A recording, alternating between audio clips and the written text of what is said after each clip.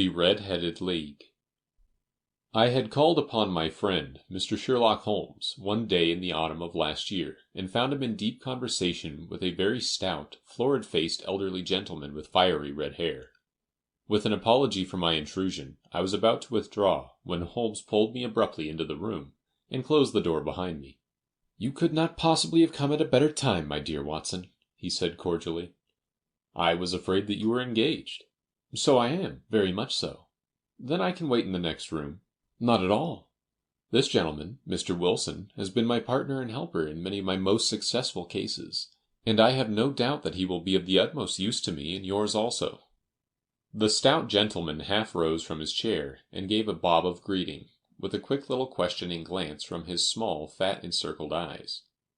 "Try the settee," said Holmes, relapsing into his armchair and putting his fingertips together, as was his custom when in judicial moods. "I know, my dear Watson, that you share my love of all that is bizarre and outside the conventions and humdrum routine of everyday life. You have shown your relish for it by the enthusiasm which has prompted you to chronicle, and, if you will excuse my saying so, somewhat to embellish so many of my own little adventures." "Your cases have indeed been of the greatest interest to me," I observed. "You will remember that I remarked the other day, just before we went into the very simple problem presented by Miss Mary Sutherland, that for strange effects and extraordinary combinations we must go to life itself, which is always far more daring than any effort of the imagination." "A proposition which I took the liberty of doubting." "You did, doctor, but none the less you must come round to my view, for otherwise I shall keep on piling fact upon fact on you until your reason breaks down under them and acknowledges me to be right. Now, Mr. Jabez Wilson here has been good enough to call upon me this morning, and to begin a narrative which promises to be one of the most singular which I have listened to for some time. You have heard me remark that the strangest and most unique things are very often connected not with the larger, but with the smaller crimes, and occasionally, indeed, where there is room for doubt whether any positive crime has been committed. As far as I have heard, it is impossible for me to say whether the present case is an instance of crime or not, but the course of events is certainly among the most singular that I have ever listened to. Perhaps, Mr. Wilson, you would have the great kindness to recommence your narrative. I ask you not merely because my friend Dr. Watson has not heard the opening part, but also because the peculiar nature of the story makes me anxious to have every possible detail from your lips. As a rule, when I have heard some slight indication of the course of events, I am able to guide myself by the thousands of other similar cases which occur to my memory. In the present instance, I am forced to admit that the facts are, to the best of my belief, unique." The portly client puffed out his chest with an appearance of some little pride, and pulled a dirty and wrinkled newspaper from the inside pocket of his great coat. As he glanced down the advertisement column, with his head thrust forward and the paper flattened out upon his knee, I took a good look at the man and endeavored, after the fashion of my companion, to read the indications which might be presented by his dress or appearance. I did not gain very much, however, by my inspection. Our visitor bore every mark of being an average commonplace British tradesman, obese, pompous, and slow. He wore rather baggy grey shepherd's check trousers, a not over-clean black frock coat, unbuttoned in the front, and a drab waistcoat with a heavy brassy Albert chain, and a square pierced bit of metal dangling down as an ornament. A frayed top hat and a faded brown overcoat with a wrinkled velvet collar lay upon a chair beside him. Altogether, look as I would, there was nothing remarkable about the man save his blazing red head, and the expression of extreme chagrin and discontent upon his features. Sherlock Holmes's quick eye took in my occupation, and he shook his head with a smile as he noticed my questioning glances. Beyond the obvious facts that he has at some time done manual labor, that he takes snuff, that he is a Freemason, that he has been in China, and that he has done a considerable amount of writing lately, I can deduce nothing else. Mr. Jabez Wilson started up in his chair, with his forefinger upon the paper, but his eyes upon my companion. "How in the name of good fortune did you know all that, Mr. Holmes?" he asked. "How did you know, for example, that I did manual labor?" "It's as true as gospel, for I began as a ship's carpenter." "Your hands, my dear sir? Your right hand is quite a size larger than your left. You have worked with it, and the muscles are more developed." "Well, the snuff, then, and the Freemasonry. I won't insult your intelligence by telling you how I read that, especially as, rather against the strict rules of your order, you use an arc and compass breastpin." "Ah, of course, I forgot that. But the writing. Well, what else can be indicated by that right cuff, so very shiny for 5 inches, and the left one with the smooth patch near the elbow where you rested upon the desk? Well, but China! The fish that you have tattooed immediately above your right wrist could only have been done in China. I have made a small study of tattoo marks, and have even contributed to the literature of the subject. That trick of staining the fish's scales of a delicate pink is quite peculiar to China. When in addition I see a Chinese coin hanging from your watch chain, the matter becomes even more simple. Mr. Jabez Wilson laughed heavily. "Well, I never," said he. "I thought at first that you had done something clever, but I see that there was nothing in it after all." "I begin to think, Watson," said Holmes, "that I make a mistake in explaining. Omne ignotum pro magnifico, you know, and my poor little reputation, such as it is, will suffer shipwreck if I am so candid." "Can you not find the advertisement, Mr. Wilson?" "Yes, I have got it now," he answered, with his thick red finger planted halfway down the column. "Here it is. This is what began it all. You just read it for yourself, sir. To the Red-Headed League. On account of the bequest of the late Ezekiah Hopkins of Lebanon, Pennsylvania, USA, there is now another vacancy open which entitles a member of the League to a salary of £4 a week for purely nominal services. All red-headed men who are sound in body and mind, and above the age of 21 years, are eligible. Apply in person on Monday at 11 o'clock to Duncan Ross at the offices of the League, 7 Pope's Court, Fleet Street. What on earth does this mean? I ejaculated after I had twice read over the extraordinary announcement. Holmes chuckled and wriggled in his chair, as was his habit when in high spirits. "It is a little off the beaten track, isn't it?" said he. "And now, Mr. Wilson, off you go at scratch, and tell us all about yourself, your household, and the effect which this advertisement has upon your fortunes. You will first make a note, Doctor, of the paper and the date."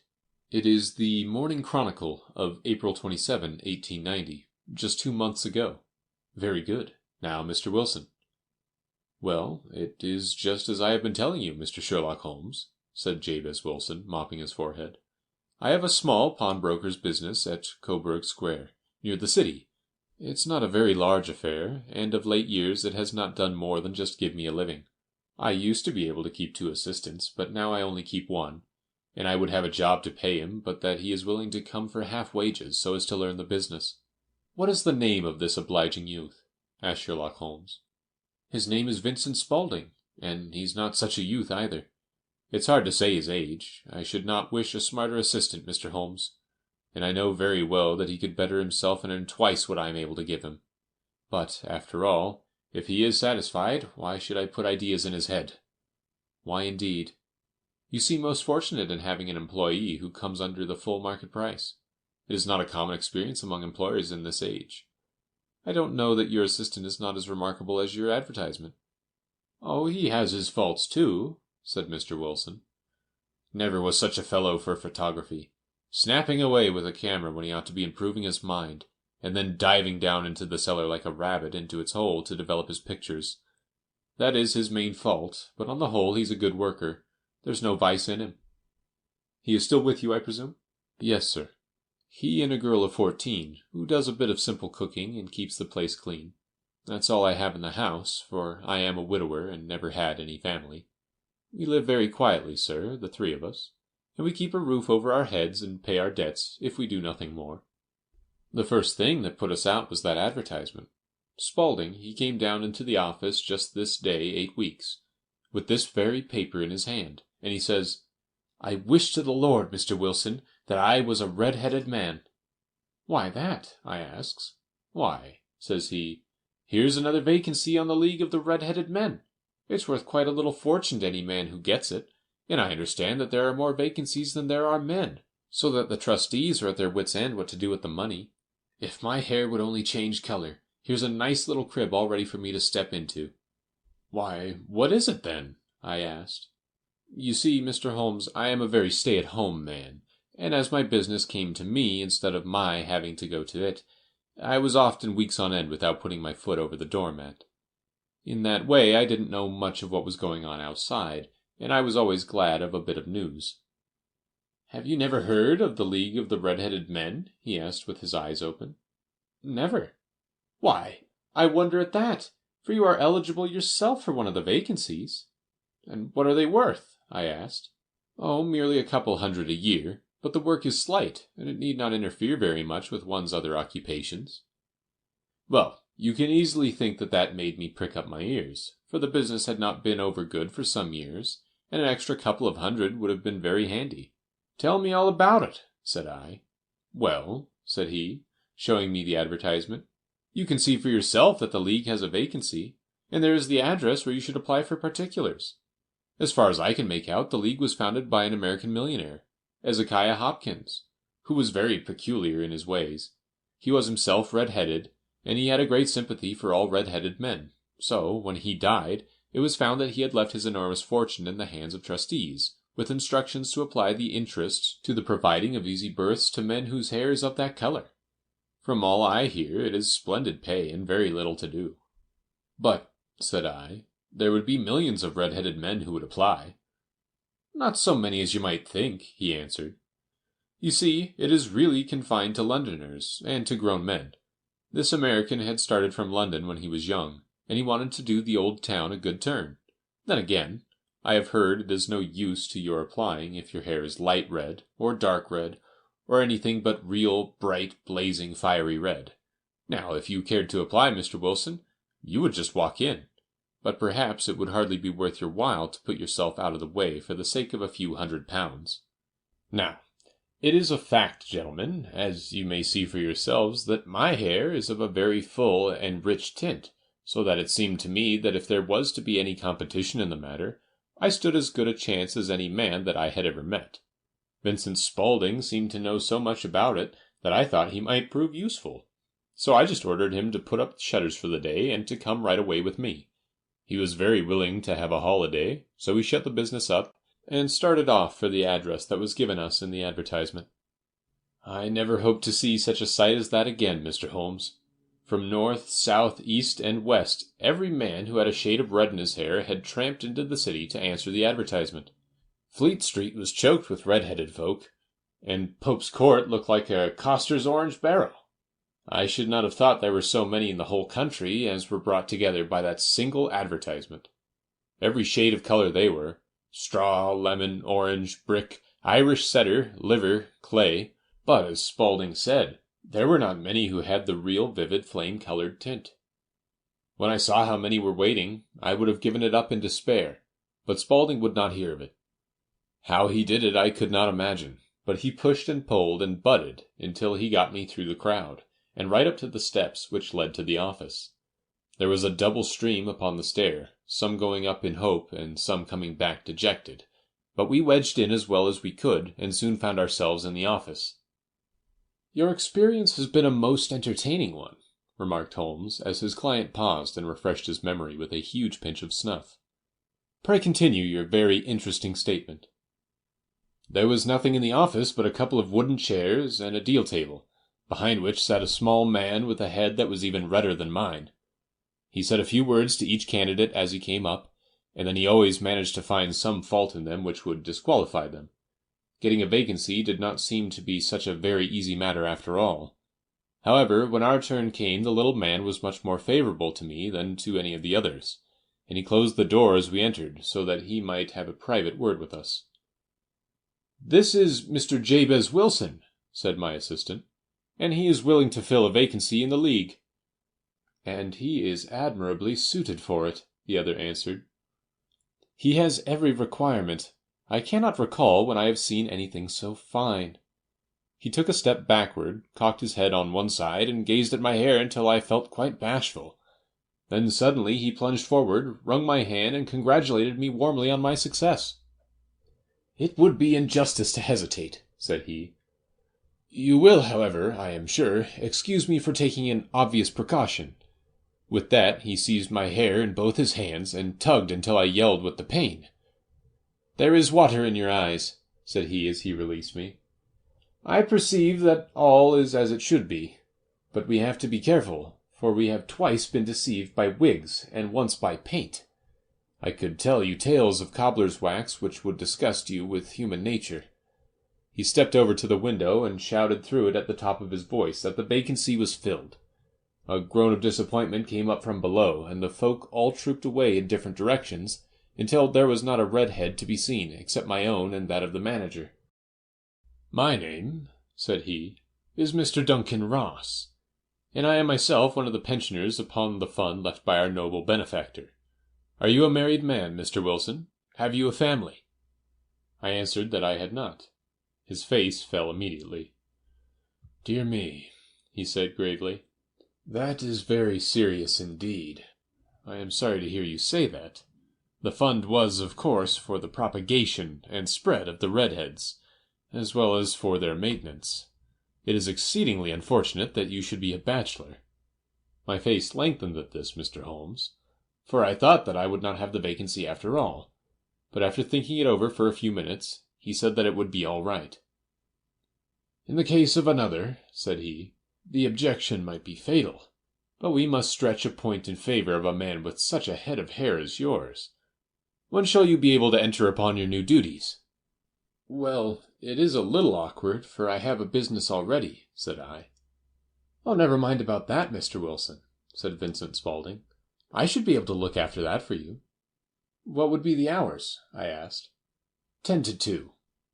Now, a pawnbroker's business is mostly done of an evening, Mr. Holmes, especially Thursday and Friday evening, which is just before payday.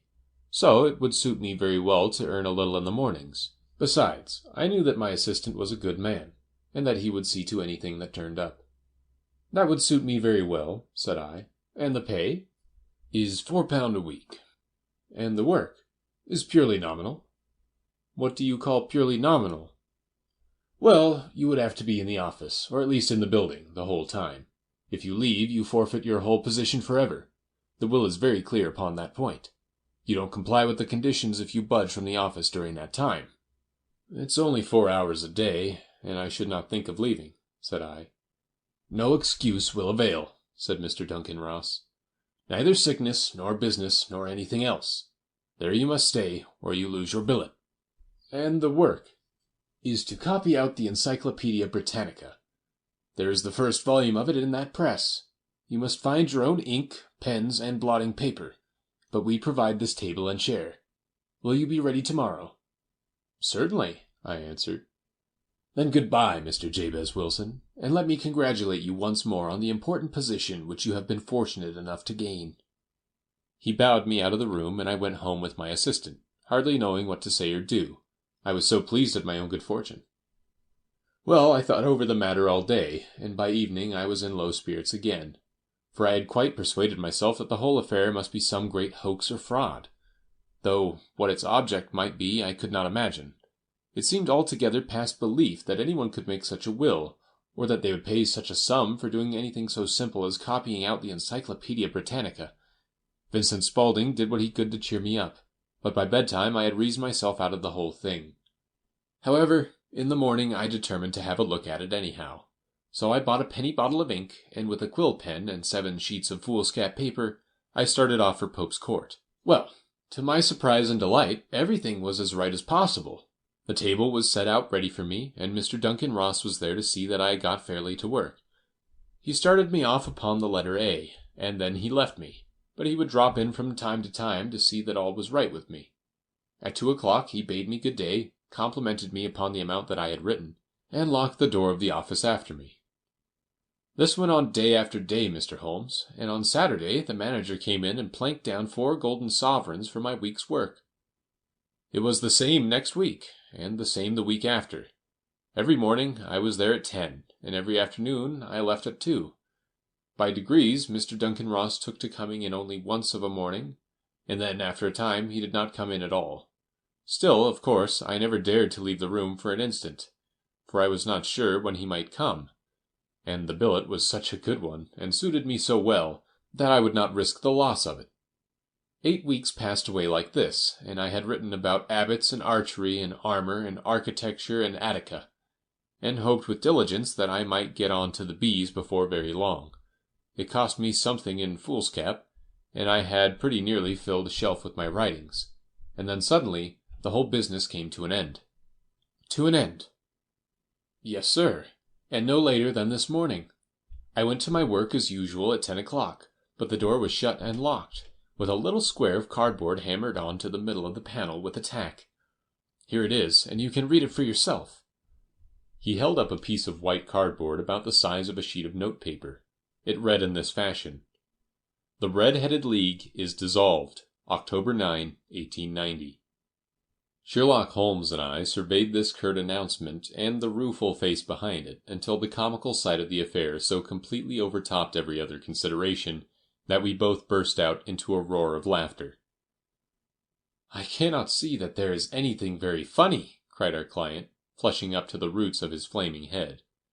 "If you can do nothing better than laugh at me, I can go elsewhere." "No, no," cried Holmes, shoving him back into the chair from which he had half risen. "I really wouldn't miss your case for the world. It is most refreshingly unusual. But there is, if you will excuse my saying so, something just a little funny about it. Pray, what steps did you take when you found the card upon the door?" "I was staggered, sir. I did not know what to do. Then I called at the offices round, but none of them seemed to know anything about it. Finally I went to the landlord, who is an accountant living on the ground floor, and I asked him if he could tell me what had become of the Red-Headed League. He said that he had never heard of any such body. Then I asked him who Mr. Duncan Ross was. He answered that the name was new to him. "Well," said I, "the gentleman at number 4? "What, the red-headed man?" "Yes." "Oh," said he, "his name was William Morris. He was a solicitor and was using my room as a temporary convenience until his new premises were ready. He moved out yesterday." "Where could I find him?" "Oh, at his new offices. He did tell me the address. Yes, 17 King Edward Street, near St. Paul's." I started off, Mr. Holmes, but when I got to that address it was a manufactory of artificial kneecaps, and no one in it had ever heard of either Mr. William Morris or Mr. Duncan Ross. "And what did you do then?" asked Holmes. "I went home to Saxe Coburg Square, and I took the advice of my assistant. But he could not help me in any way. He could only say that if I waited I should hear by post. But that was not quite good enough, Mr. Holmes. I did not wish to lose such a place without a struggle. So, as I had heard that you were good enough to give advice to poor folk who were in need of it, I came right away to you." "And you did very wisely," said Holmes. "Your case is an exceedingly remarkable one, and I shall be happy to look into it. From what you have told me, I think that it is possible that graver issues hang from it than might at first sight appear." "Grave enough," said Mr. Jabez Wilson. "Why, I have lost £4 a week." "As far as you are personally concerned," remarked Holmes, "I do not see that you have any grievance against this extraordinary league. On the contrary, you are, as I understand, richer by some £30, to say nothing of the minute knowledge which you have gained on every subject which comes under the letter A. You have lost nothing by them." "No, sir, but I want to find out about them, and who they are, and what their object was in playing this prank, if it was a prank, upon me. It was a pretty expensive joke for them, for it cost them £32.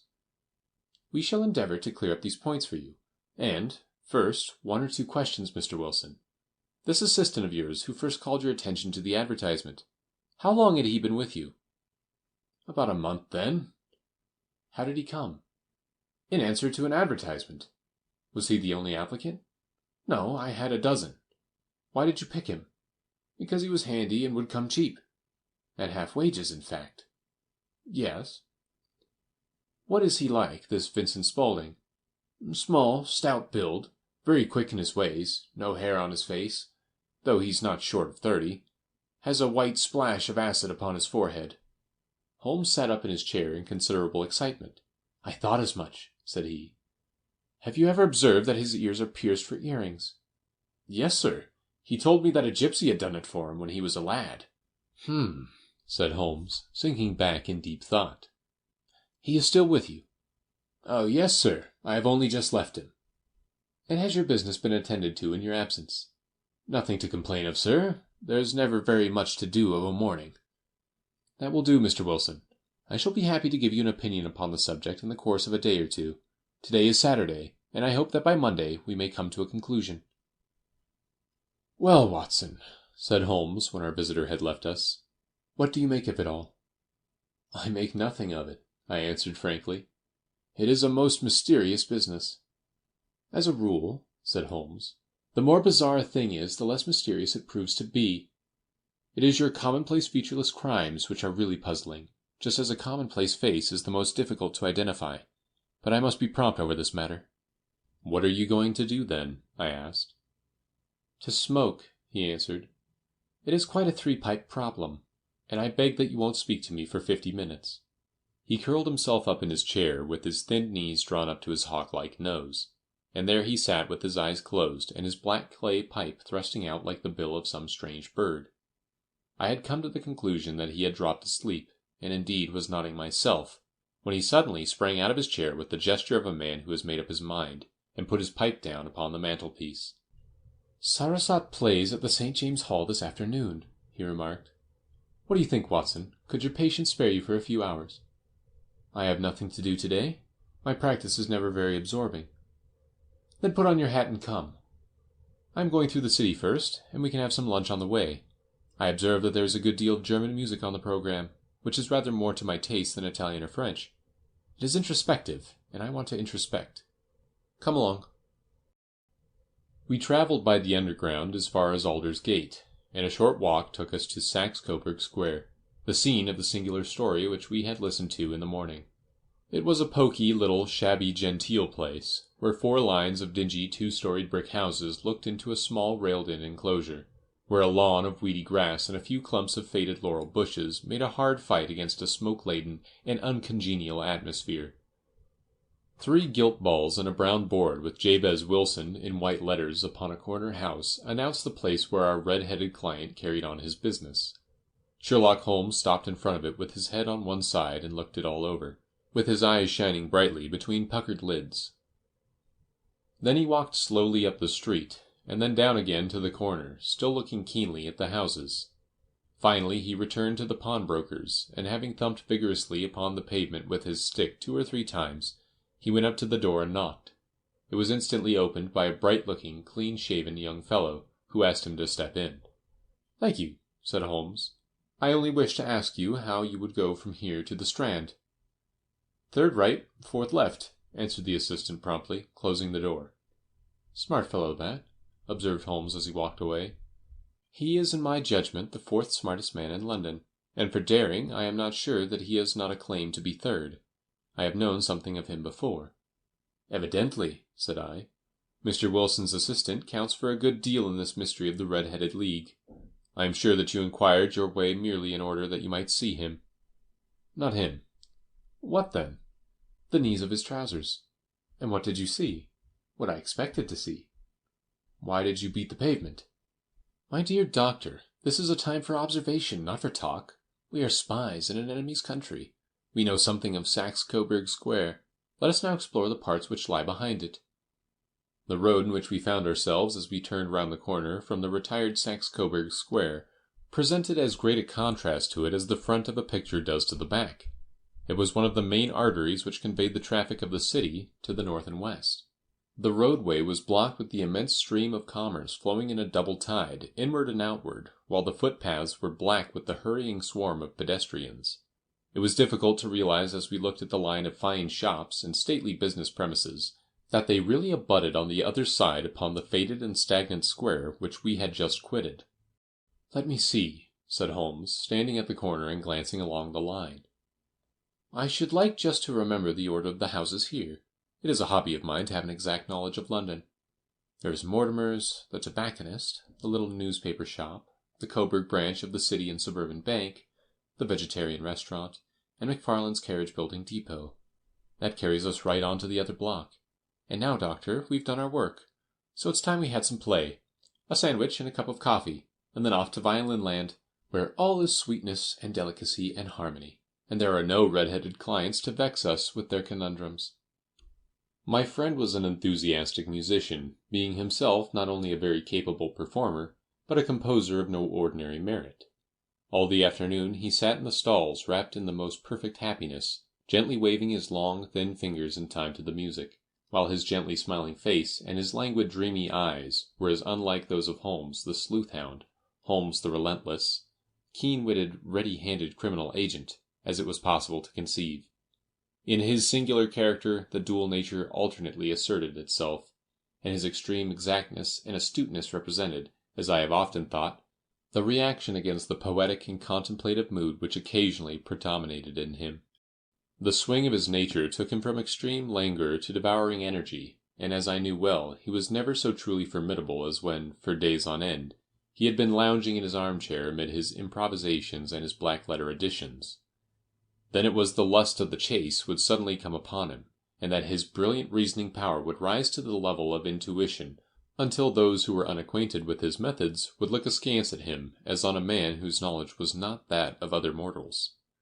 When I saw him that afternoon so enwrapped in the music at St. James's Hall, I felt that an evil time might be coming upon those whom he had set himself to hunt down. "You want to go home, no doubt, Doctor," he remarked as we emerged. "Yes, it would be as well.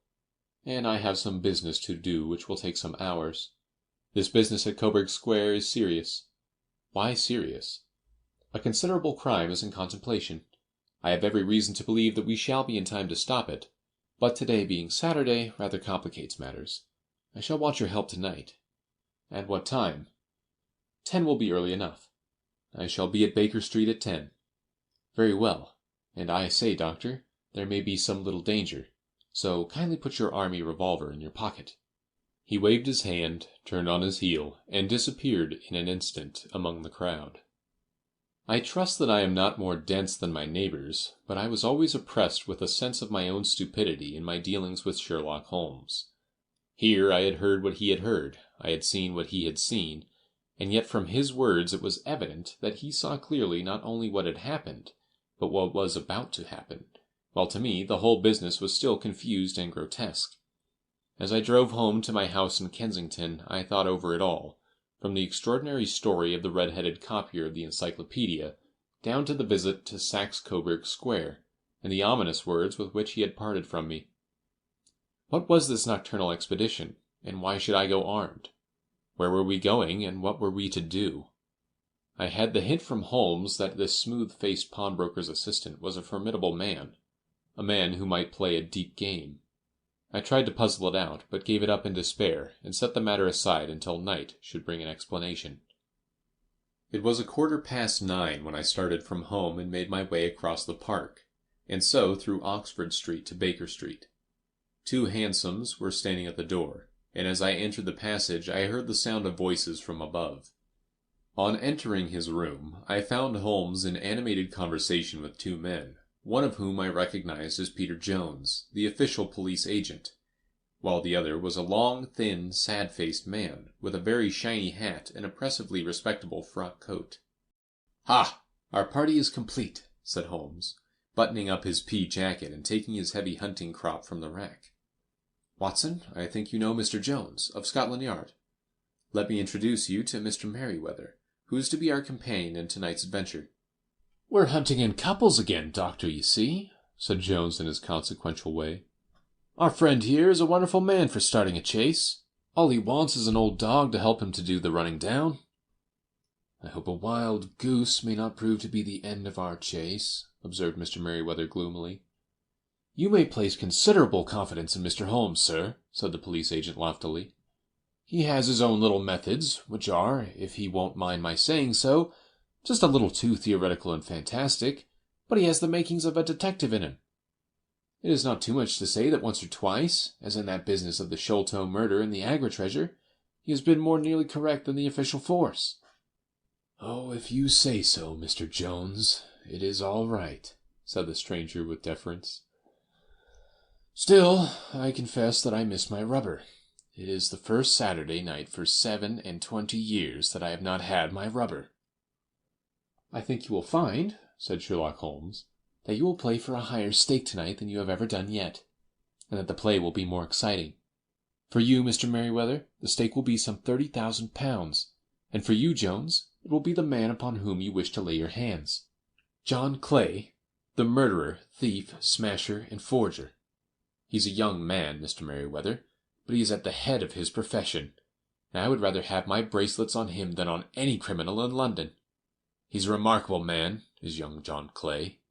His grandfather was a royal duke, and he himself has been to Eton and Oxford. His brain is as cunning as his fingers, and though we meet signs of him at every turn, we never know where to find the man himself. He'll crack a rib in Scotland one week, and be raising money to build an orphanage in Cornwall the next. I've been on his track for years, and have never set eyes on him yet. I hope that I may have the pleasure of introducing you tonight. I've had one or two little turns also with Mr. John Clay, and I agree with you that he's at the head of his profession.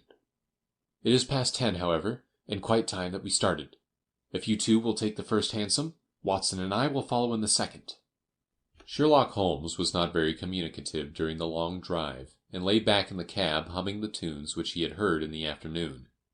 We rattled through an endless labyrinth of gas-lit streets until we emerged into Farrington Street. "We are close there now," my friend remarked. "This fellow Merryweather is a bank director, and personally interested in the matter. I thought it as well to have Jones with us also. He is not a bad fellow, though an absolute imbecile in his profession. He has one positive virtue. He is as brave as a bulldog, and as tenacious as a lobster if he gets his claws upon anyone. Here we are, and they are waiting for us." We had reached the same crowded thoroughfare in which we had found ourselves in the morning. Our cabs were dismissed, and following the guidance of Mr. Merryweather, we passed down a narrow passage and through a side door, which he opened for us. Within there was a small corridor, which ended in a very massive iron gate. This also was opened, and led down a flight of winding stone steps, which terminated at another formidable gate. Mr. Merryweather stopped to light a lantern, and then conducted us down a dark, earth-smelling passage, and so, after opening a third door, into a huge vault or cellar, which was piled all round with crates and massive boxes. "You are not very vulnerable from above," Holmes remarked, as he held up the lantern and gazed about him. "Not from below," said Mr. Merryweather, striking his stick upon the flags which lined the floor. "Why, dear me, it sounds quite hollow," he remarked, looking up in surprise. "I must really ask you to be a little more quiet," said Holmes severely. "You have already imperiled the whole success of our expedition. Might I beg that you would have the goodness to sit down upon one of those boxes, and not to interfere?" The solemn Mr. Merryweather perched himself upon a crate, with a very injured expression upon his face, while Holmes fell upon his knees upon the floor, and, with the lantern and a magnifying lens, began to examine minutely the cracks between the stones. A few seconds sufficed to satisfy him, for he sprang to his feet again, and put his glass in his pocket. "We have at least an hour before us," he remarked, "for they can hardly take any steps until the good pawnbroker is safely in bed. Then they will not lose a minute, for the sooner they do their work, the longer time they will have for their escape. We are at present, Doctor, as no doubt you have divined, in the cellar of the city branch of one of the principal London banks. Mr. Merryweather is the chairman of directors, and he will explain to you that there are reasons why the more daring criminals of London should take a considerable interest in this cellar at present." "It is our French gold," whispered the director. "We have had several warnings that an attempt might be made upon it." "Your French gold?" "Yes. We had an occasion some months ago to strengthen our resources, and borrowed for that purpose 30,000 Napoleons from the Bank of France. It has become known that we have never had an occasion to unpack the money, and that it is still lying in our cellar. The crate upon which I sit contains 2,000 Napoleons packed between layers of lead foil. Our reserve of bullion is much larger at present than is usually kept in a single branch office, and the directors have had misgivings upon the subject." "Which were very well justified," observed Holmes. "And now it is time that we arranged our little plans. I expect that within an hour matters will come to a head. In the meantime, Mr. Merryweather, we must put the screen over that dark lantern." "And sit in the dark?" "I am afraid so. I had brought a pack of cards in my pocket, and I thought that, as we are a partie carrée, you might have your rubber after all. But I see that the enemy's preparations have gone so far that we cannot risk the presence of a light. And first of all, we must choose our positions. These are daring men, and though we shall take them at a disadvantage, they may do us some harm unless we are careful. I shall stand behind this crate, and do you conceal yourselves behind those. Then, when I flash a light upon them, close in swiftly. If they fire, Watson, have no compunction about shooting them down." I placed my revolver, cocked, upon the top of the wooden case behind which I crouched.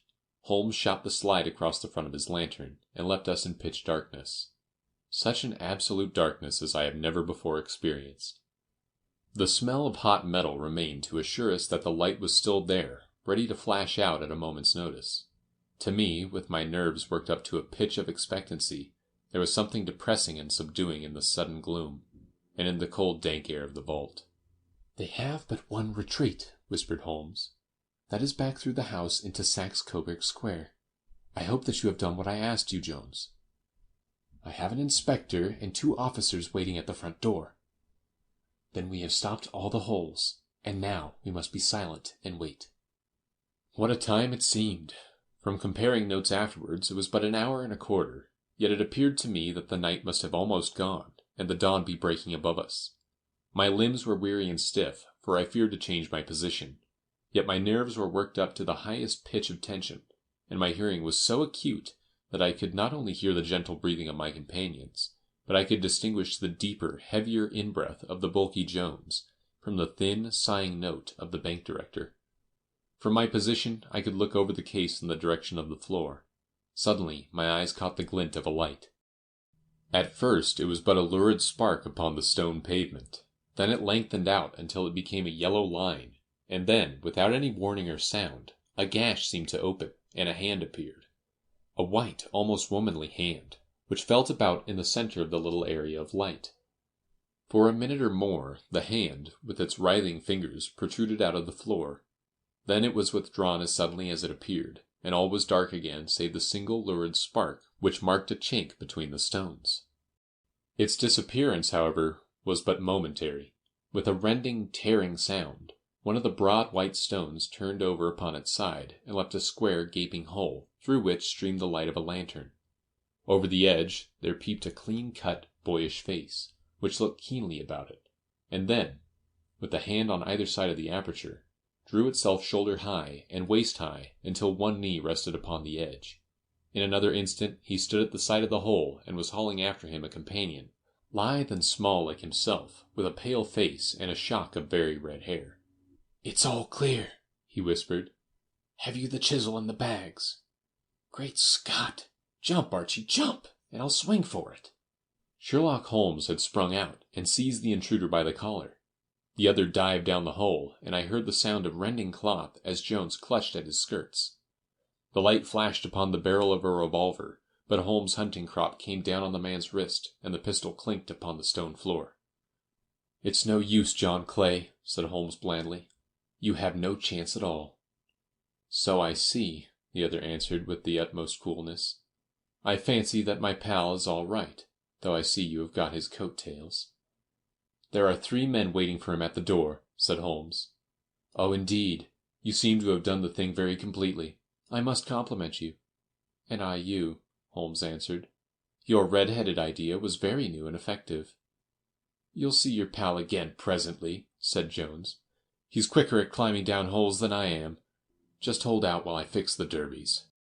"I beg that you will not touch me with your filthy hands," remarked our prisoner as the handcuffs clattered upon his wrists.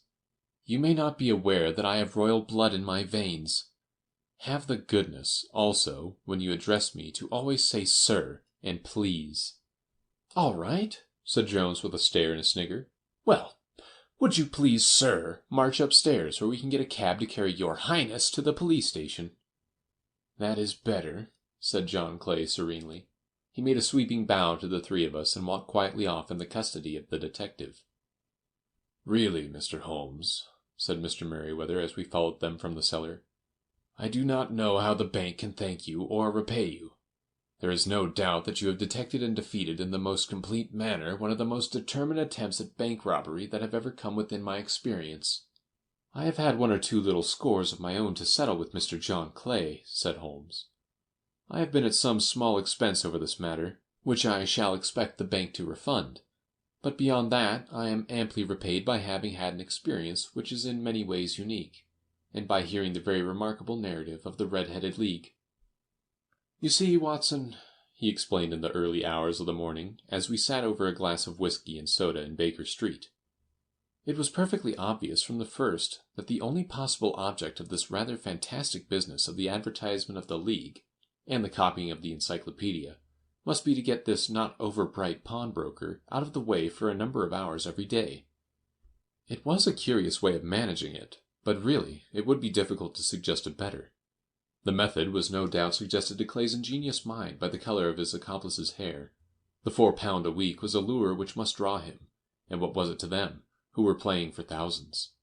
They put in the advertisement. One rogue has the temporary office, the other rogue incites the man to apply for it, and together they manage to secure his absence every morning in the week. From the time that I heard of the assistant having come for half wages, it was obvious to me that he had some strong motive for securing the situation. But how could you guess what the motive was? Had there been more women in the house, I should have suspected a mere vulgar intrigue. That, however, was out of the question. The man's business was a small one, and there was nothing in his house which could account for such elaborate preparations, and such an expenditure as they were at. It must, then, be something out of the house. What could it be? I thought of the assistant's fondness for photography, and his trick of vanishing into the cellar. The cellar! There was the end of this tangled clue. Then I made inquiries as to this mysterious assistant, and found that I had to deal with one of the coolest and most daring criminals in London. He was doing something in the cellar, something which took many hours a day for months on end. What could it be, once more? I could think of nothing save that he was running a tunnel to some other building. So far I had got when we went to visit the scene of action. I surprised you by beating upon the pavement with my stick. I was ascertaining whether the cellar stretched out in front or behind. It was not in front. Then I rang the bell, and, as I hoped, the assistant answered it. We have had some skirmishes, but we had never set eyes upon each other before. I hardly looked at his face. His knees were what I wished to see. You must yourself have remarked how worn, wrinkled, and stained they were. They spoke of those hours of burrowing. The only remaining point was what they were burrowing for. I walked round the corner, saw the City and Suburban Bank abutted on our friend's premises, and felt that I had solved my problem. When you drove home after the concert, I called upon Scotland Yard, and upon the chairman of the bank directors, with the result that you have seen. And how could you tell that they would make their attempt tonight? I asked. Well, when they closed their league offices, that was a sign that they cared no longer about Mr. Jabez Wilson's presence, in other words, that they had completed their tunnel. But it was essential that they should use it soon, as it might be discovered, or the bullion might be removed. Saturday would suit them better than any other day, as it would give them 2 days for their escape. For all these reasons, I expected them to come tonight. You reasoned it out beautifully, I exclaimed in unfeigned admiration. It is so long a chain, and yet every link rings true. It saved me from ennui, he answered, yawning. Alas, I already feel it closing in upon me. My life is spent in one long effort to escape from the commonplaces of existence. These little problems help me to do so. And you are a benefactor of the race, said I. He shrugged his shoulders. Well, perhaps, after all, it is of some little use, he remarked. L'homme c'est rien, l'œuvre c'est tout, as Gustave Flaubert wrote to George Sand.